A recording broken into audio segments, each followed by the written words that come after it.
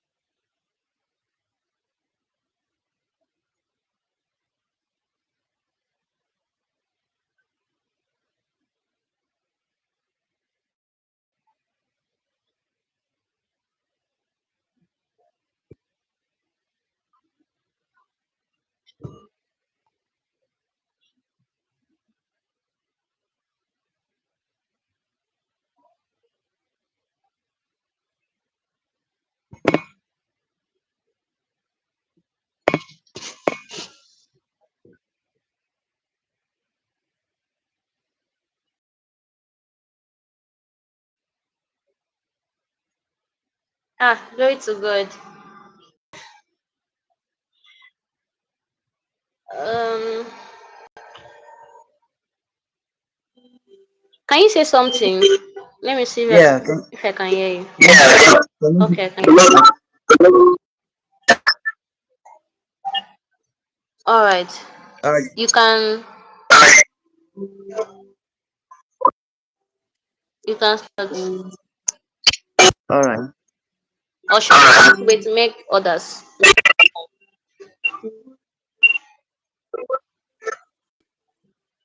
So I have a story,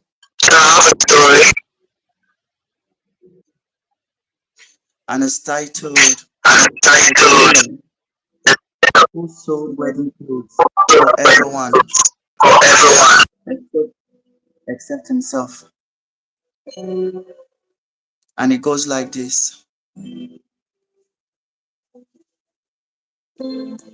In the quiet village of Amapire, where the mornings smelled of roasted corn and wet earth after rain, there lived a tailor named Emeka. Everybody knew Emeka, not because Emeka was rich, not because he was powerful, but because his hands could turn ordinary clothes into magic. Women traveled from nearby villages just to let him sew their wedding dresses.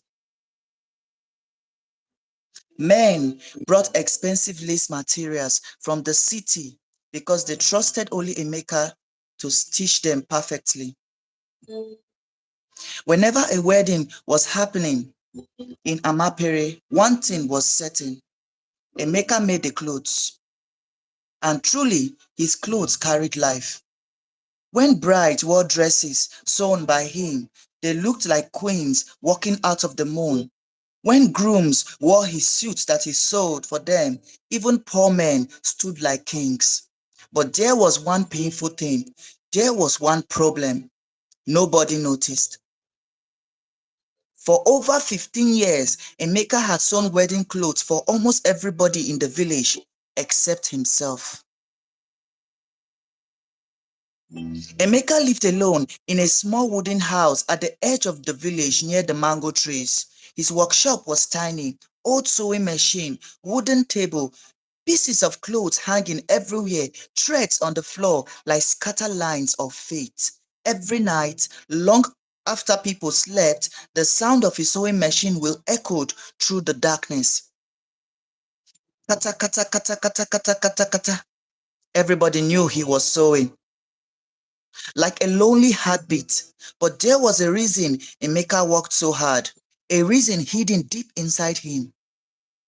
It was because of a girl. Her name was Ada Eze.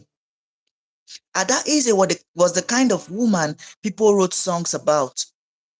Not because she was the most beautiful in the village, though she was beautiful, yes, but because peace followed her everywhere. When she laughed, people around her laughed. When she spoke, even angry people calmed down. She sold books in the market and helped children learn how to read after school. Emeka fell in love with her the very first day she entered his shop. It was raining that afternoon, heavy rain, the type that turned village roads into rivers of mud. Adaeze ran into his shop, holding a basket above her head. Please, can I stay here until the rain stops? She asked, breathing fast. Emeka looked up from his sewing machine and forgot what he wanted to say. Rainwater dripped from her all over her body, her hair on the floor. Her wrapper was slightly wet. She smiled politely. For the first time in many years, Emeka's sewing machine stopped moving. He answered, he stammered, he said, yes, you can, you can stay. The rain continued for almost 2 hours, and during those 2 hours, they talked. Not deeply, not romantically, just simple conversation. But sometimes simple conversations become the beginning of dangerous feelings. After that day, Adaeze started visiting often, sometimes to adjust her clothes, sometimes to greet him, sometimes for no reason at all. And slowly, Emeka's lonely world began changing. He started smiling more, sleeping earlier, cleaning his shop better. Even the villagers noticed. Taylor Emeka is glowing these days, so the people will say. Even the old women whispered it because something strange happened in his life. But Emeka never confessed his feelings. Never. Because love had wounded him before. Years ago, he had been engaged to another woman named Ifunaya. 3 weeks before their wedding, she died suddenly from sickness. Since then, Emeka feared happiness. He believed love was something heaven borrowed from him, only to return with pain. So even though he loved Adaeze deeply, he kept quiet. Then one evening, everything changed. Adaeze entered his shop carrying expensive white lace material. The moment Emeka saw it, his chest tightened. He asked, Adaeze, whose wedding dress is this? Who has it? But Adaeze smiled softly and she answered, it's for me. The world became silent. Even the birds outside seemed to stop singing. Emeka forced a smile. Oh, she sat down gently because deep inside Emeka's heart, he thought that one day Adaeze would become his. He never knew that she was betrothed. She was assigned to another man. She sat down gently and she started explaining. She said, his name is Chubuzo. He works in Lagos. Each word pierced him slowly, but he had to have a grip on himself as he listened to her. She continued, he came to ask my family for marriage last week. Emeka nodded like a man pretending not to drown. That's good, go on. Adaeze smiled. You are the only tailor I trust. That sentence nearly broke him. Because sometimes the cruelest thing love can do is trust the wrong heart. That night, Emeka did not sleep. He sat alone in his workshop, staring at the white material. Moonlight entered through the window. The sewing machine stood silently before him, and for the first time in years, Emeka cried. Not loudly, just quietly, like a man whose heart was tired of carrying disappointment. Still, the next morning, he began sewing the dress. For weeks, Emeka worked harder than ever before. Every bead, every stitch, every design, perfect. People who saw the dress, they were amazed. It's the most beautiful wedding dress Emeka had ever made, they said. But nobody knew something strange. Emeka touched the dress gently, like a goodbye letter. As the wedding approached, the village became excited. music preparation, celebration everywhere. But Emeka grew quieter.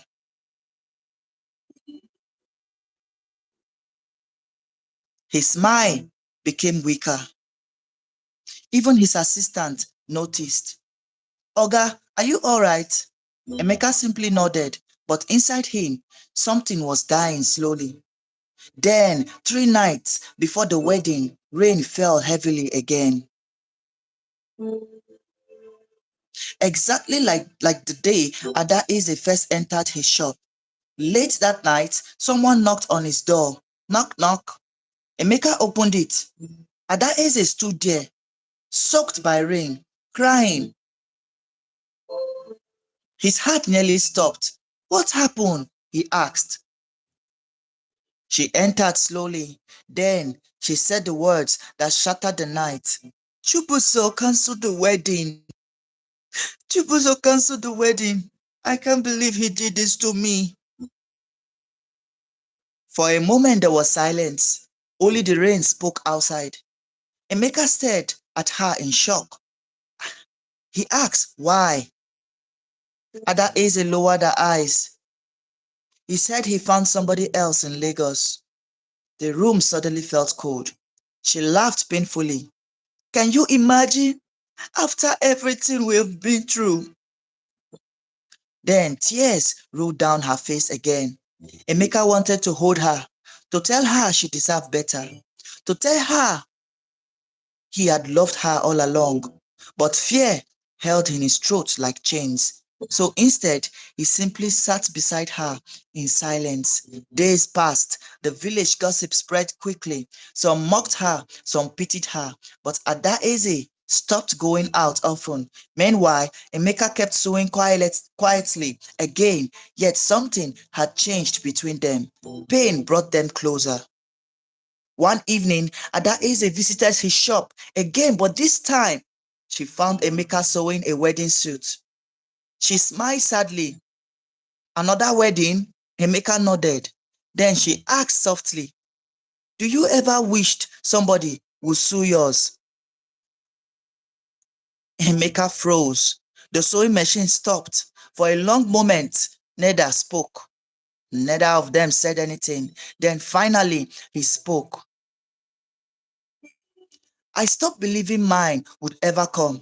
Ada Eze looked at him carefully, and for the first time, she saw the loneliness hidden inside him. Not the tailor, not the respected craftsman, just tired man who had spent years stitching happiness for others while wearing pain himself. Months passed. Slowly, Ada Eze and Emeka began spending more time together, walking home after market, sharing roasted corn outside his shop, talking beneath the mango tree at night, and little by little, Emeka's wounded heart opened again. Then one evening, Ada Eze enters his workshop, carrying white material once more. Emeka's heart trembled, but this time she placed it gently before him and smiled. Can you sew one last wedding dress for me? She said. Emeka forced a weak smile. I thought you said never again. I thought you said you will never get married again. Ada Eze shook her head softly. She said, I didn't say never again. She stepped closer. This time, the groom is you. I want to get married to you. Emeka looked at her as if the world had stopped breathing. What? Tears filled Ada Eze's eyes. You were always the man who loved me when nobody else truly did. Emeka could not speak. For years, he had buried his feelings so deeply that happiness itself now felt unreal. Ada Eze smiled through tears. So Taylor Emeka, will you finally sew the wedding clothes for yourself? And for the first time in many years, Emeka cried openly, not from pain, but because sometimes life waits until a heart almost gives up before finally teaching it how to love again. Their wedding happened during the Harmattan season. The whole village attended, and when Emeka walked out wearing the suit he made with his own hands, people clapped loudly. Both Both old women, the same, smiled knowingly because they knew that yes, one day these two will surely be joined together. Sometimes love is not lost. Sometimes it simply arrives late. And that night, as music filled the air and lanterns danced in the darkness, the old sewing machine inside Emeka's workshop remained silent for the very first time in years, as if even it finally understood its owner was no longer lonely. And that's the end of the story, guys. And I hope you love it.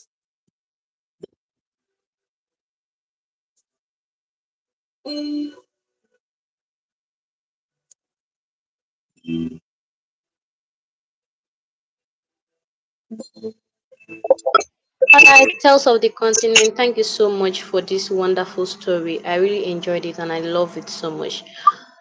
Do you have another Thank story you. or is that okay? Yeah, yeah, I can share one more story before I Alright guys, please guys, this is Tales of the Continent and he like he's a storyteller. You can go to his page and follow him. Tales of the Continent 1. Please guys, do not forget to subscribe to his channel, like his videos, and make sure that you also subscribe to this channel. Thank you so much for watching. Alright, go on. All right, thank you very much. Tales by Esther. Really appreciate. All right, guys. So let me share the next story quickly.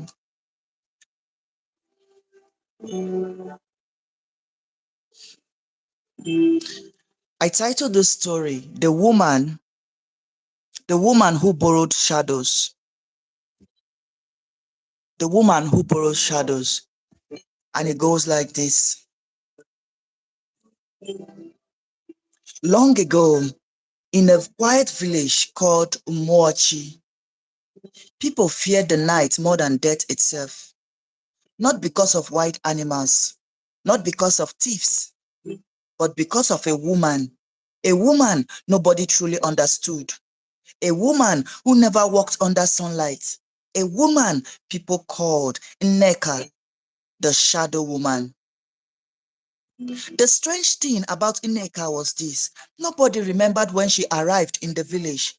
It felt as though she had always been there, like a mist, like darkness, like something the night itself had given birth to.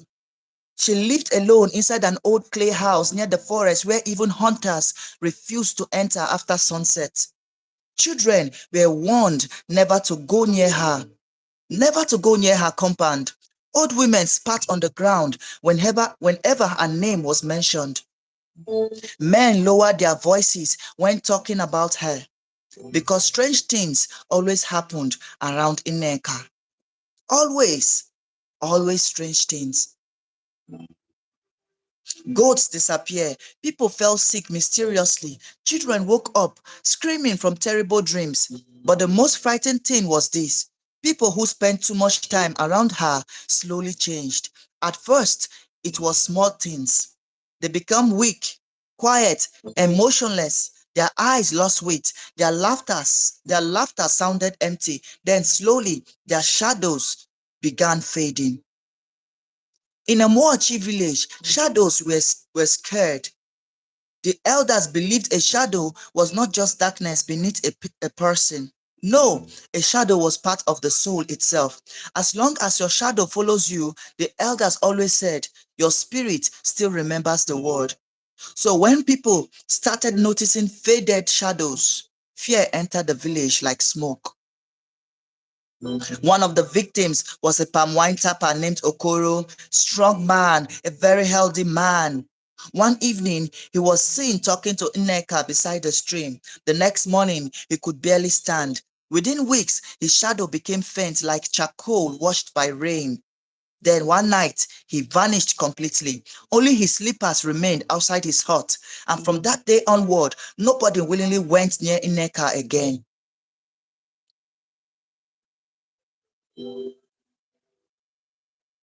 But fear is strange.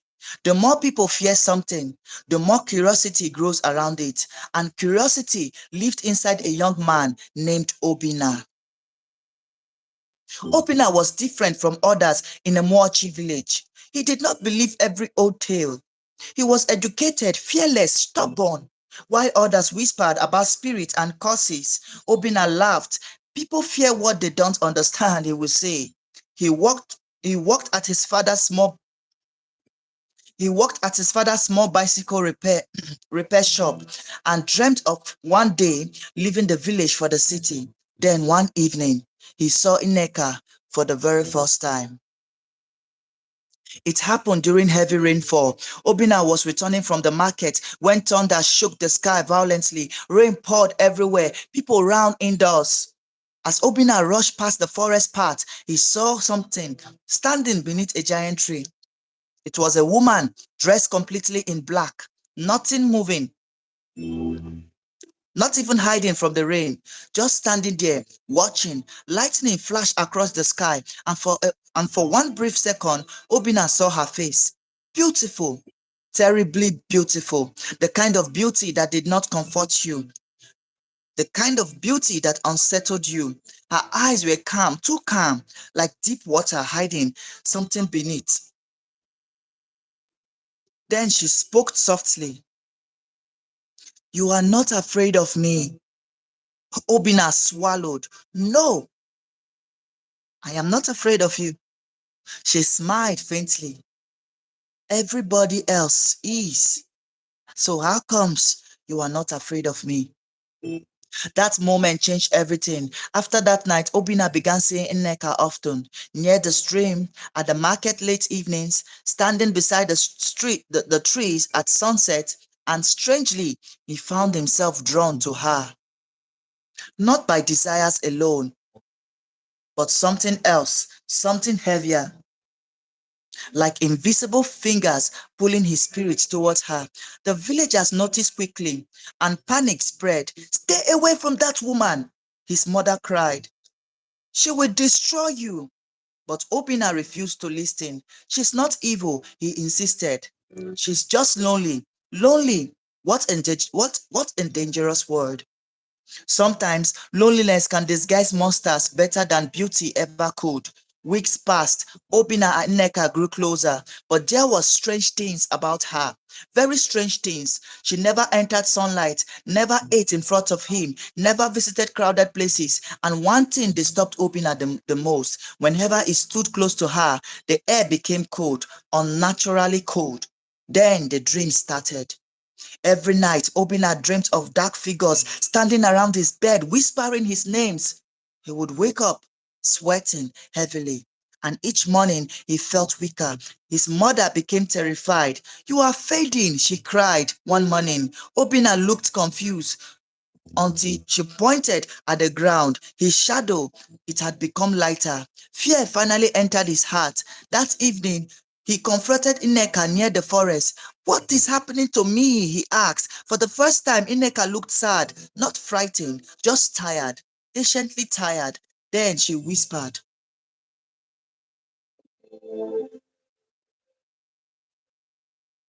you should stop coming to see me. Obina stepped closer. Tell me the truth. Tears suddenly filled her eyes. And what she said next changed his life forever. Many years ago, she began narrating. I was dying. Her voice sounded distant. An old woman from the forest offered me life, but life always demands payment. The wind moved slowly around them. She taught me how to borrow shadows. Opina's blood ran cold. Nneka continued. A little from one person, a little from another. That is how I survived. I kept taking people's shadow just to keep my life going. That is how I survive. Obina stepped back slowly. You steal souls? She shook her head painfully. No, not completely, she said. Only enough to remain alive. Tears rolled down her cheek. You think I enjoy this? She said. For the first time, Obina realized something horrifying. Ineka was not feeding on people because she was evil. She was trapped. Why not stopped? He asked quietly. Ineka laughed bitterly. Ha ha ha. I should stop and die? Then she whispered something even more terrifying. I am over 100 years old. Lightning flashed again, and suddenly Obina understood why her eyes carried endless sadness. She had watched generations die while she remained neither alive fully nor dead completely. Obina stood visiting her. Obina stopped visiting her after that night, but it was too late. It was too late. Part of his shadow already belonged to her, and every day he became weaker. The village started avoiding him. Children ran when he passed. Even mirrors disturbed him now, because sometimes his reflection moved slower than he did. Then one night, the village chief summoned the elders. If this continues, he warned, the court will consume another soul. The elders made a terrible decision. They would burn Ineka's hut before the next full moon. Words reached Obina, and despite everything, his heart broke because somehow he still loved Ineka. Not wisely, not safely, but deeply. That midnight, he ran to the forest to warn her. He found Ineka sitting alone outside her house, as if she already knew what was about to happen. The villagers are coming, he said breathlessly. Run, run for your life. She nodded calmly. I know, I know. So run, he begged. But Ineka smiled sadly. I am tired of running. The forest became silent. Then she looked at him carefully. You should hate me. Obina's eyes filled with tears. I tried. I just couldn't hate you. In the distance, torches appeared. The villagers were coming. Angry voices echoed through the trees. Ineka stood slowly. Then something impossible happened. For the first time, she stepped into the moon fully, and immediately her body began changing. Wrinkles spread across her skin. Her beauty faded. Her eyes became ancient. Obina stared in horror. The youth she carried had never truly been hers. It had belonged to stolen shadows. Ineka looked at him one last time. Then she whispered softly, Thank you for seeing the human being inside the monster. The villagers reached the house moments later, but before anyone touched her, Ineka stepped backward into darkness and disappeared. Not ran, not walked. She just disappeared like smoke swallowed by night. Till today, nobody knows where she went, but sometimes, deep inside forests during heavy rain, travelers claim they see a beautiful woman standing beneath the tree, watching silently, waiting. And elders still warn young people, be careful who you give your heart to. Some people are not looking for love. They are looking for peace, for pieces of your soul. And that is the end of the story. Thank you, everyone. Thank you all. Thank you, Tales. By Esther.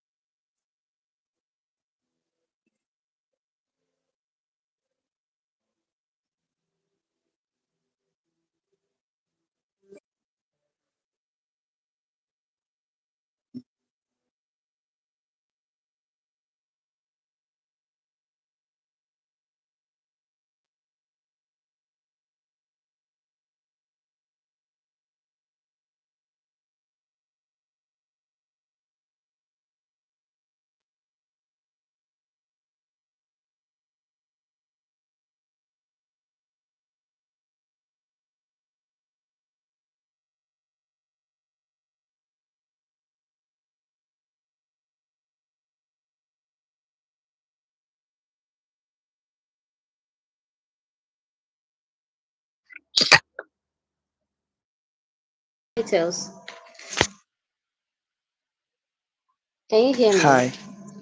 Yeah, I can hear you. That my mic went off actually.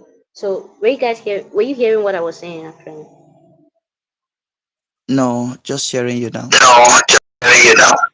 Okay, so guys, I was saying that is Tales of the Continent everywhere, YouTube, Facebook, TikTok. If you're a lover of horror stories, then you are the right place. You can go over to his social media account.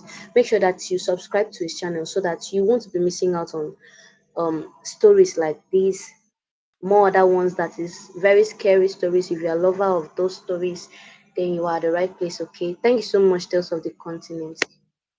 Are you going Thank you down very now, much. or do you still want to Down stay now. for some time? Down now. No, I really appreciate it. I really appreciate.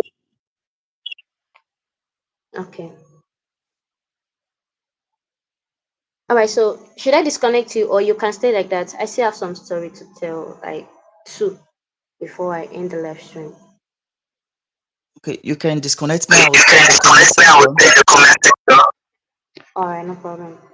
Thank you.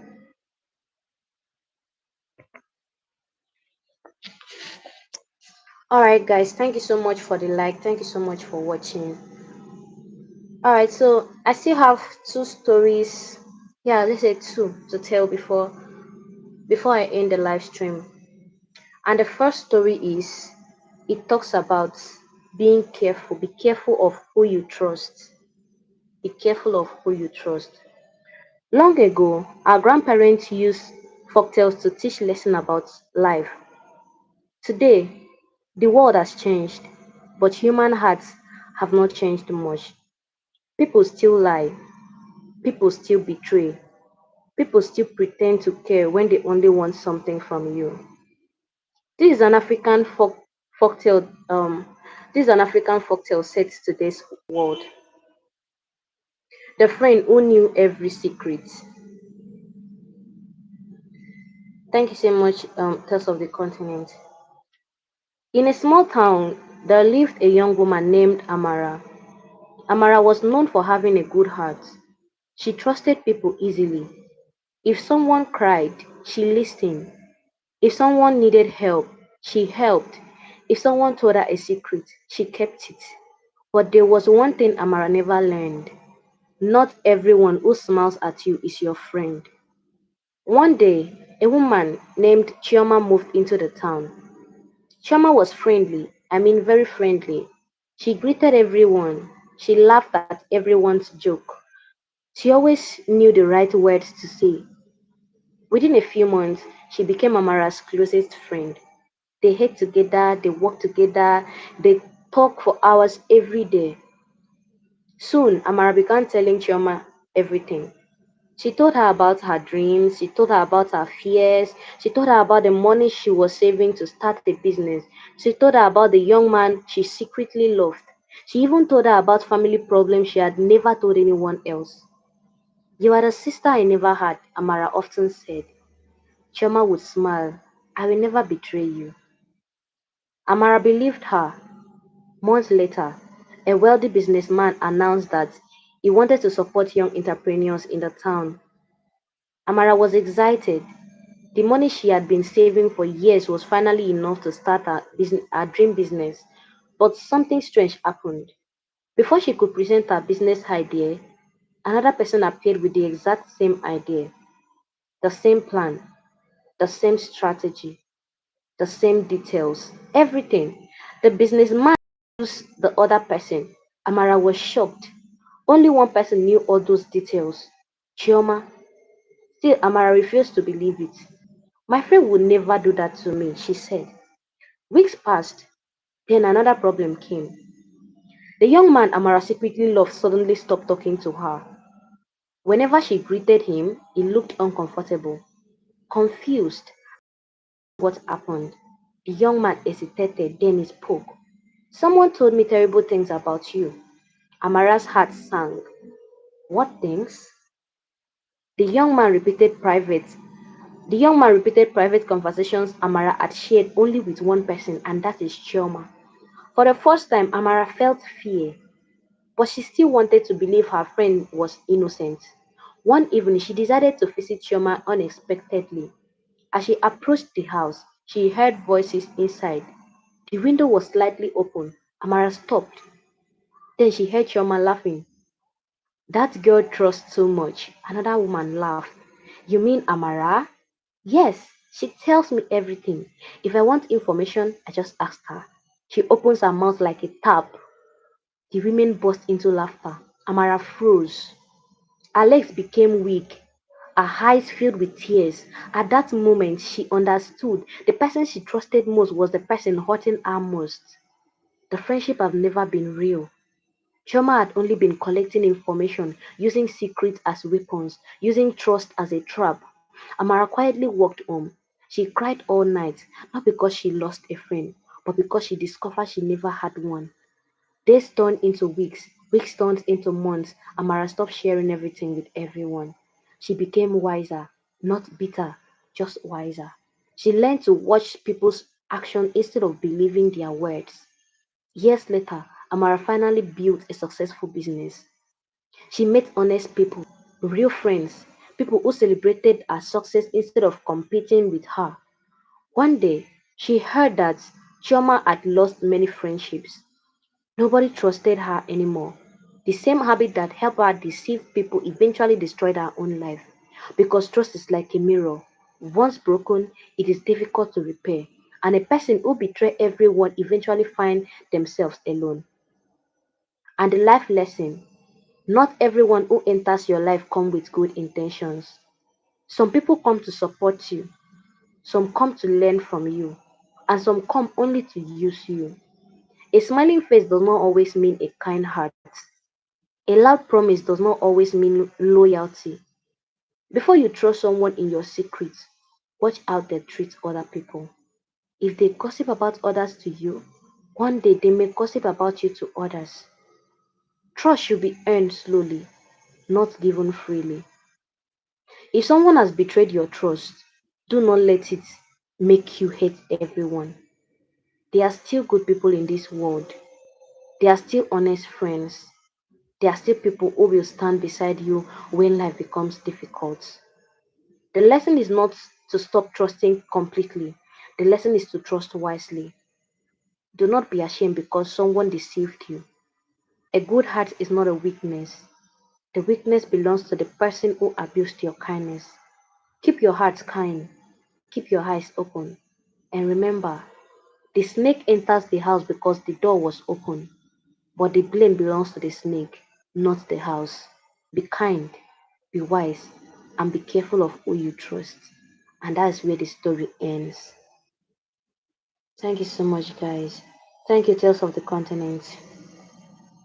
Thank you for your support. Alright, so I still have a always be secretive. Check who you share your situation. Exactly, that was what happens to Amara. That was what happened to Amara. Amara always, she trusted so easily. So, alright, I have another story to tell. The brothers of the land of their father, the brothers and the land of their fathers is an African tale about how greed destroy families. Thank you, Tales of the Continent. In a quiet village surrounded by green fields and old mango trees, there lived an elderly farmer named Baba Ade. Baba Ade was not a rich man by the standard of the city, but in the village he was respected. He owned several plots of fertile land, a few houses, and a large cocoa farm he had built with his late wife through many years of hard work. People often admired the family. Look at Baba Ade's children, they would say. They are united. Nothing can separate them. Baba Ade had three sons, Tunde, Emeka, and Musa. As children, they were inseparable. They shared meals from the same plate, they slept on the same mat. When one got into trouble, the other defended them. The others defended him. Their mother often smiled and said, if you remain united, nobody can defeat you. The boys would laugh and promise, we will always be together. But life has a way of testing promises. Sorry. Years passed, the boys became men. They got married, they started their own families, and slowly, the love that once held them together began to weaken. Then one day, Baba Ade fell sick. The illness grew worse. Before long, the old farmer passed away. The entire village mourned, but while people were still crying, another visitor quietly entered the family.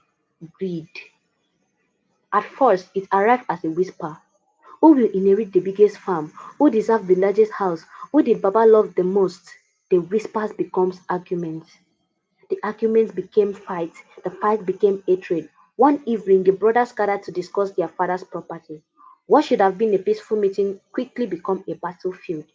I am the first son, Tunde said. The largest farm belongs to me. Emeka shook his head. No, no, no. That farm was planted mostly by me. I worked there for years. Musa slammed his hand on the table. No, both of you are selfish. Father promised me part of that land. Their voices grew louder. Insults followed. Old grudges resurfaced. Mistakes from years ago are suddenly remembered. Soon the meeting ended without agreement. The next day, each brother began seeking ways to claim more than his share. Lawyers became involved. Village elders were dragged into the disputes. Even their wives joined the battle. Children who once played together stopped speaking. Family gatherings disappeared. The compound that was once filled with laughter became silent. Months turned into years. The case continued. The brothers spent huge amounts of money fighting each other. Land was sold to pay legal fees. Part of the cocoa farm was abandoned. Buildings began to deteriorate. The wealth their father spent his entire life building slowly disappeared. One rainy season, an old family friend visited the village. He stood beside the neglected farm and shook his head. When your father was alive, this place fed many families. New weeds covered much of the land. The cocoa trees were dying. The houses needed repairs. The friend sighed. The property survived poverty. It survived drought. It survived economic hardship. But it could survive greed. Years later, a final court judgment was delivered. Each brother finally received his shares. But then there was very little left. Most of the wealth had been consumed by the endless battle. The farm were smaller, the houses were damaged, the money was gone. The brothers stood there looking at what remained. Nobody celebrated, nobody smiled, because deep down they knew the truth. They had won the property but lost the family. One day, Tunde attended a wedding in another village. There he saw two elderly brothers laughing together. Their children played together. Their grandchildren ran around happily. For a moment, Tunde remembered his own childhood. He remembered sharing meals with Emeka and Musa. He remembered their mother's voice. If you remain united, nobody can defeat you. Tears filled his eyes. Suddenly, he realized something painful. The greatest inheritance their father left behind was never the land, it was the family, and greed had stolen it. That evening, Tunde visited Emeka. For the first time in years, he apologized. Emeka cried. Then Musa was called. He cried too. The brothers embraced each other, not because the pain had disappeared, but because they finally understood that no piece of land was worth more than family. The life lesson: greed rarely begins as a monster. It usually begins as a small desire of just a little more. A little more money, a little more property, a little more power, a little more control. But when greed grows, it blinds people. It makes brothers become enemies. It turns friends into strangers. It destroys trust. It destroys peace. It destroys families. Many families today no longer speak because of inheritance disputes, business disagreements, money, land, or property. The tragedy is that after years of fighting, people often discover that what they gained was much smaller than what they lost. Money can be earned again, property can be bought again, but some relationships, once broken, may never fully heal. So, guys, if money, property, or inheritance has created division in your family, do not allow greed to write the final chapter. Someone must be brave enough to choose peace. Someone must be wise enough to value relationship above possessions. Sometimes the strongest person is not the one who fights others, it is the one who forgives first. Remember, a house can shelter you, land can feed you, money can help you, but family gives you something none of these things can provide: a place where you belong. Protect your relationships, protect your peace, protect your family, because When greed enters through the door, love often leaves through the window. And a family that loses love becomes poorer than any family that loses wealth. When brothers fight over inheritance, strangers harvest the crops. And that's an African proverb. Take note of that. It's an African proverb. When brothers fight over inheritance, strangers harvest the crops. The wealth may remain for a while, but the family that created it will disappear. Greed can make a person rich in possessions and poor in everything that truly matters. And that's the end of the story. Thank you so much, guys. Thank you so much for your support. Tales of the Continent. Thank you so much. Yeah, all because of inheritance. So, you don't know what inheritance, all these things can do in families. Most families in Nigeria, not just Nigeria, in the world, most families in the world, they are separated because of inheritance. They were loved ones before, but because of just simple land, because of just simple clothes, house, only that separates the love that they had for themselves right from when they were small. Some family will even take it upon themselves that they don't want peace. They want problem every time. They don't want to go and apologize. These apologies can never take anything from you. There's nothing there. Go back, apologize. I'm sorry. This is not how we were. Let's be this. It's only winch that you would apologize to, and they will not forgive you. They will not want to come back to become one family again. And what has been broken can always be amended. All right, guys, thank you so much. Sometimes we destroy even legacy. Yes, yes, yes, that's true. Thank you, thank you, thank you. I think I have to end this live now. Don't have any other things to say. Any other story, I'll be coming live next time to talk about it, tell the story. Okay. So thank you so much, guys, for joining. I really appreciate your support. Like, subscribe. Thank you so much. God bless you guys. Have a wonderful day. Bye. Love you all.